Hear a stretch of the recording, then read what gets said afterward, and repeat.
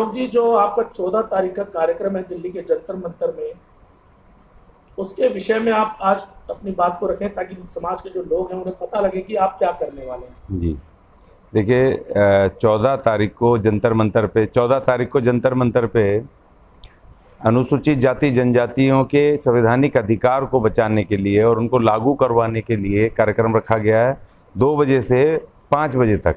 और इस कार्यक्रम में पूरे देश भर से अलग अलग हमारे प्रतिनिधि आ रहे हैं, जो संगठन हमारे इस मोर्चे के साथ एफिलेटेड हैं, जो पे काम कर रहे हैं, जिसमें ट्रेड यूनियंस भी हैं, जिसमें सामाजिक संगठन भी हैं।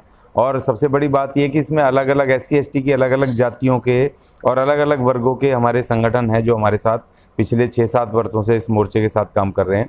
और क्योंकि हमने सम्मेलन भी रखा है, 15 तारीख को इसका सम्मेलन भी होना है, जिसपे कि डेलीगेशन से वो सेशन होगा, जिसमें ओनली डेलीगेट्स रहेंगे अलग अलग राज्यों के, हमारे संगठनों के जो एफिलेटेड हैं। कुछ हमने इनवाइट ही किए हैं, कुछ हमने गेस्ट बुलाए हैं।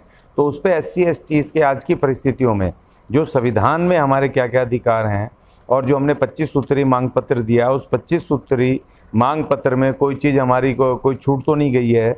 और उसको उस पर रिव्यू होगा, चर्चा होगी और फिर एक एजेंडा तैयार करके और फिर पूरे देश में हम उस पर जा कर के काम करेंगे और आगे बड़े आंदोलन की तैयारी करेंगे। या तो सरकार हमारी इन्हीं बातों से मान ले, क्योंकि देखिए सवाल इस बात का, हम कॉन्स्टिट्यूशनल तरीके से हमारी जितनी भी मांग है, वैधानिक मांग है, एक भी संविधान से अलग नहीं है। तो जितनी हमारी जो मांगे हैं उन मांगों को सरकार को मानना चाहिए, क्योंकि वो नई कुछ नहीं है, ना हम कुछ नया ईजाद करने की बात कर रहे हैं। अगर हम जातिगत जनगणना की बात कर रहे हैं तो जातिगत जनगणना 1931 तक होती थी इस देश के अंदर, उसके बाद से बंद हुई है। और आज इस बात की ज़रूरत है कि कौन से वर्गों की कौन सी जातियों की कितनी जनसंख्या है, उसके आधार पे आप उनकी तरक्की, उनकी शिक्षा, उनके रोजगार, उनका बजट, उनका शेयर दे सकते हो, हिस्सेदारी तभी दे सकते हो ना। आज कुछ पता ही नहीं है कौन कौन सी बेचारे, बहुत सारी ऐसी जातियाँ जिनको आज तक ना तो रिजर्वेशन पता है, ना पक्की नौकरी पता है, ना उनको पानी की सुविधा पता है, ना घर की सुविधा पता है, ना शिक्षा की सुविधा पता है। इतना ज़बरदस्त तरीके से देश के अंदर हालात ख़राब हैं, तो उन तक लोगों तक वो पहुँचे नहीं है, उनके अधिकार नहीं पहुँचे। तो हमने कहा जातिगत जनगणना कीजिए।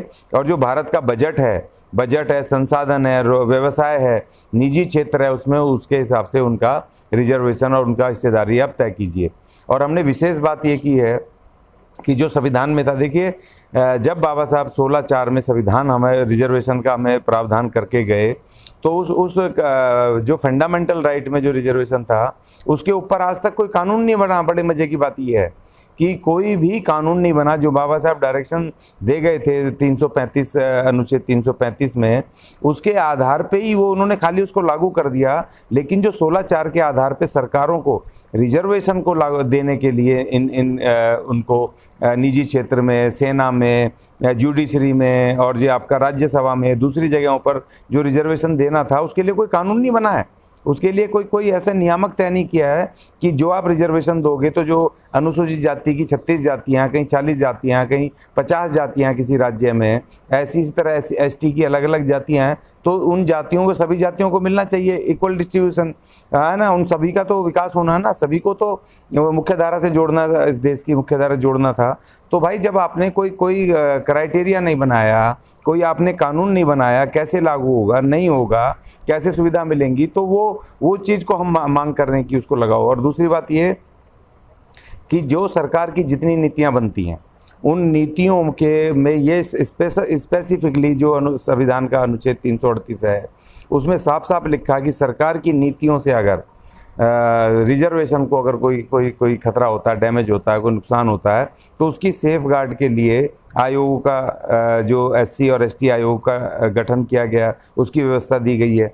लेकिन जो देखने में यह है, जो प्रैक्टिस में है, कि जो आयोग हैं उनके जो सरकार चुनी जाती है, उन्हीं के द्वारा उसके अध्यक्ष और उनके मेंबर्स नियुक्त किए जाते हैं, और वो लोग अपनी पार्टी की वफादारी नहीं छोड़ते हैं।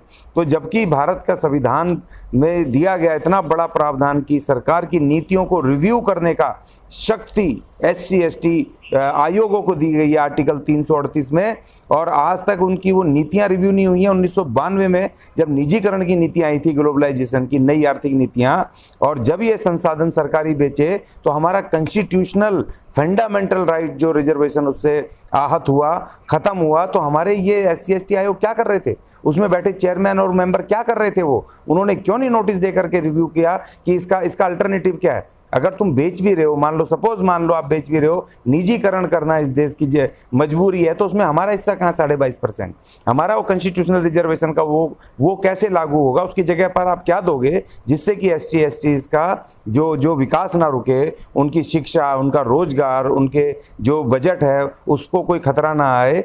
तो ये कहाँ पर हम ठेकेदारी में पहुँच गए, क्योंकि हमारे जो लोग बैठे हुए हैं इधर इन सरकारी संस्थानों में या इनमें, तो हमने कहा, हमने इसमें एक मांग ये रखी है कि जो SC/ST का जो चुनाव होते, ये जो चुने जाते हैं सदस्य और चेयरमैन, उसमें निर्वाचन पद्धति को लागू किया जाए, उसमें वोटिंग सिस्टम हो और SC/ST के लोग अपने अपने उन पदाधिकारियों को 5 साल में उसका चुनाव किया जाए और वो खुद चुने अपने आप, जिससे कि निष्पक्ष और निडर होकर के वो जो चेयरमैन और वो चुने जाएं, वो सीधे सरकार की पॉलिसियों पे, नीति के आधार पे अपने रिजर्वेशन का सेफगार्ड करें, अपने लोगों के अधिकारों को बचाएं, कॉन्स्टिट्यूशनल अधिकारों को बचाएं। अब मैं आपको बताता हूं कि देखिए जो ये टोल प्लाजा हैं, ये कांग्रेस ही लेकर के आई थी, टोल प्लाजा का सिस्टम लेकर के आई थी।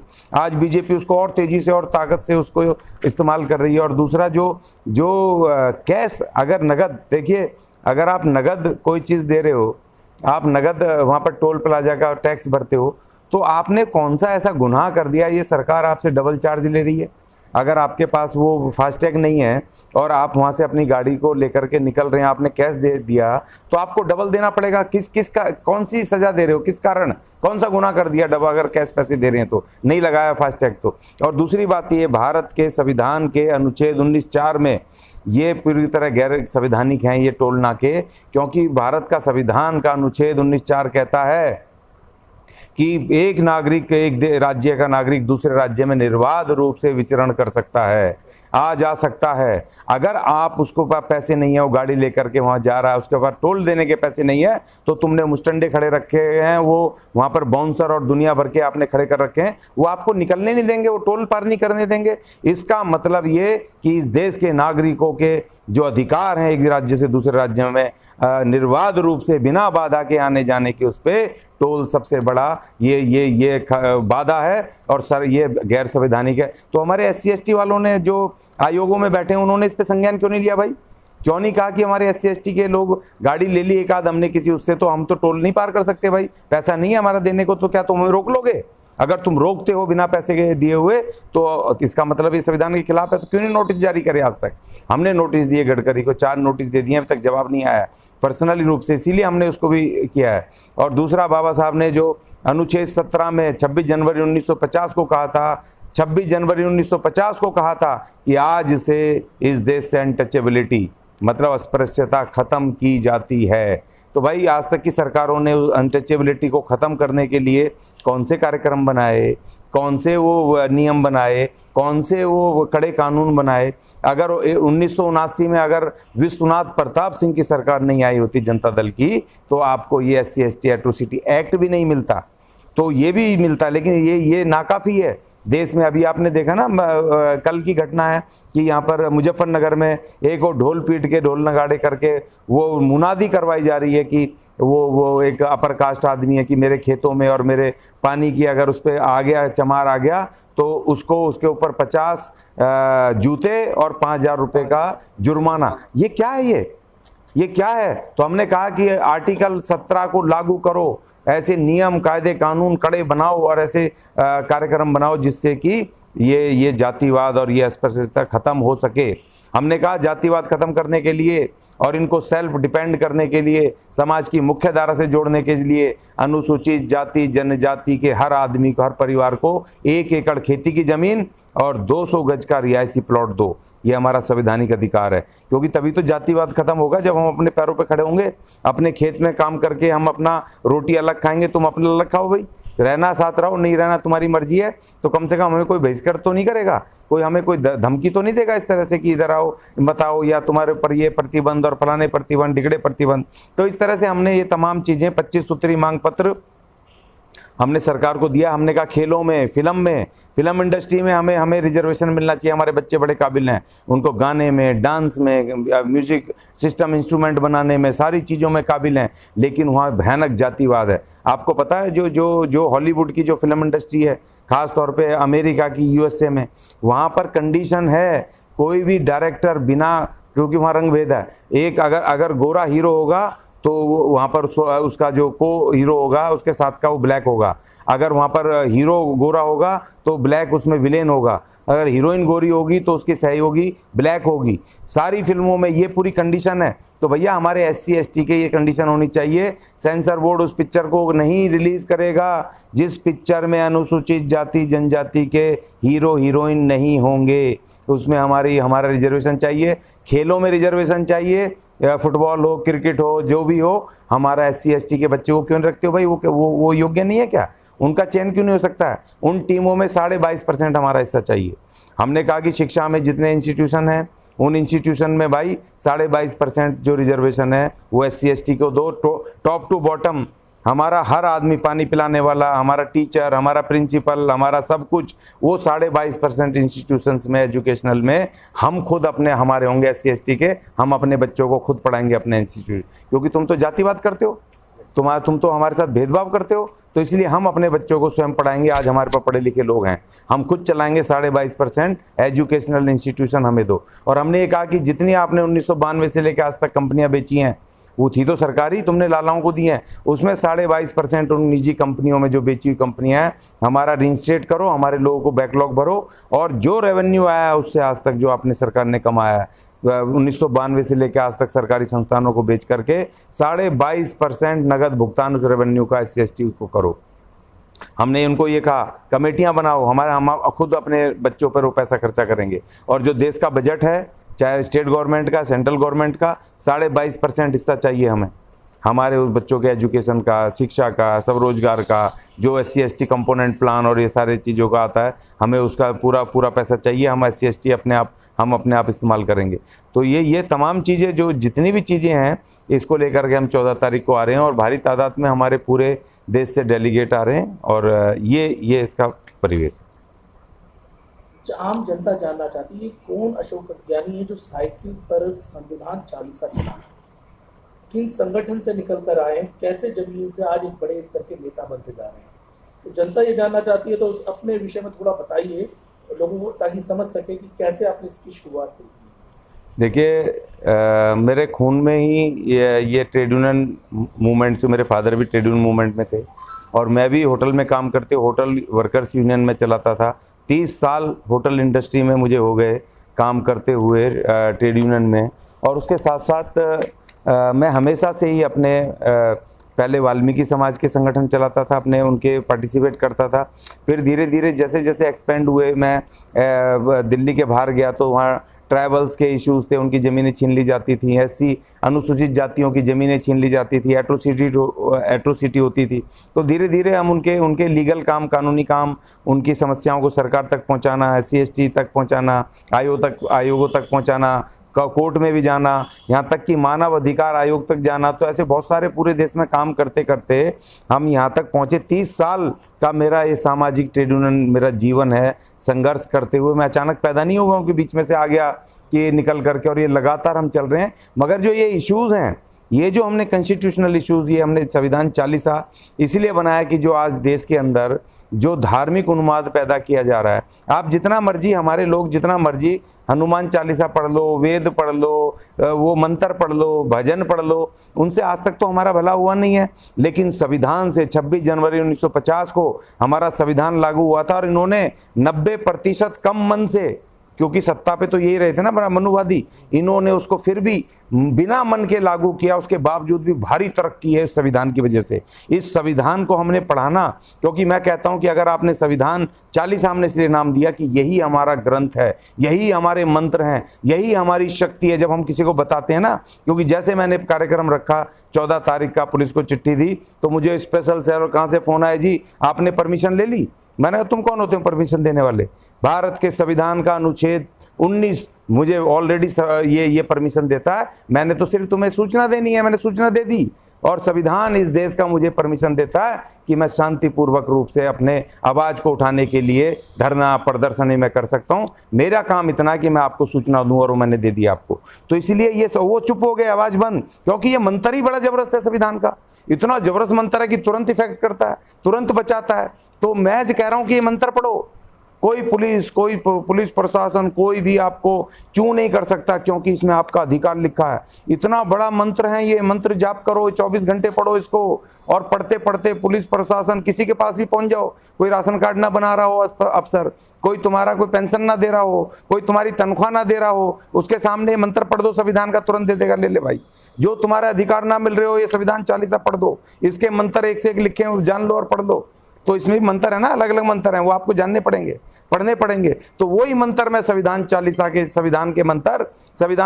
के रूप में मैं जनता को बता रहा हूँ, साइकिल पे चल के गली गली घूम रहा हूँ, एक एक दो दो आदमियों को बता रहा हूँ। और ये वो काम है जो बाबा साहब करते थे, ये वो, मैं कोई अलग नहीं कर रहा हूँ, ये मैं उस परंपरा को आगे के लेके चल रहा हूँ कि ये वो काम है जो संविधान 40 का बाबा साहब करते थे, जो मान्यवर काशीराम जी करते थे। मैं उनका उस परंपरा को आगे बढ़ा रहा हूँ। दफ्तरों में जो बैठे हैं, मैं कह रहा हूँ निकलो बाहर और जाओ अपने अपने लोगों की झुग्गी झोंपड़ियों में, उनके इलाकों में, उनको बताओ।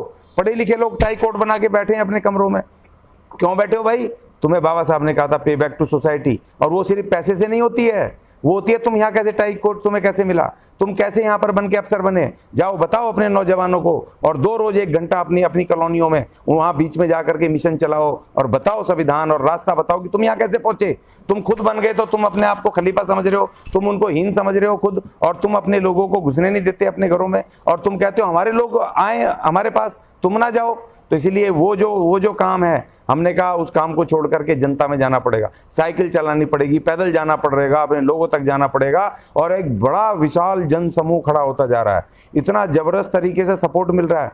पहली दफ़ा लोग इस तरह से हमें सहयोग कर रहे हैं आर्थिक रूप से या सामान दे करके, उस तरह से कि जिस तरीके से कि लोगों को लग रहा है कि यह मूवमेंट अब बिल्कुल ज़मीन पे चल रहा है। तो इसलिए हम ये कह रहे हैं, मेरा जो अशोक अज्ञानी जो मैं हूँ, मैं अचानक रातों रात नहीं बना, 30 साल का मेरा सामाजिक लड़ाई का संघर्ष का जीवन है, जिससे कि हम यहाँ तक अब पहुँचे हैं, अनुसूचित जाति जनजाति अधिकार मोर्चा। जी अगला सवाल है, अभी जो आपका 14 तारीख का आंदोलन, 14-15 का जो आंदोलन है, उसमें कौन कौन से देश भर से कौन कौन से संगठन आपके साथ आए हैं, किन किन अध्यक्षों ने आपसे बातचीत करी है इसमें समर्थन के लिए, और किसी पॉलिटिकल पार्टी का भी सहयोग इसके अंदर मिल रहा है, या कौन कौन सी पॉलिटिकल पार्टियां हैं जो इस आंदोलन में आपको सपोर्ट कर रही हैं? देखिए, इसमें हमारा जो मोर्चा काफ़ी पहले 5-6 साल पहले से बना हुआ है, और इसमें अलग अलग SC STs के अलग अलग संगठन हैं, करीब 40-50 संगठन हैं जो एफिलेटेड हैं पूरे देश से। पंजाब से संविधान बचाओ मोर्चा है, और वहाँ से महाराष्ट्र से हैं 2-3 आदिवासी संगठन है, ट्रक चालक हमाल संगठन हैं, और आपका दमन दीव से हैं, वहाँ से आदिवासी जो स्ट्रगल मोर्चा है, और कई सारे संगठन हैं। हमारे दिल्ली डेमोक्रेटिक अलायंस है, ट्रेड यूनियन।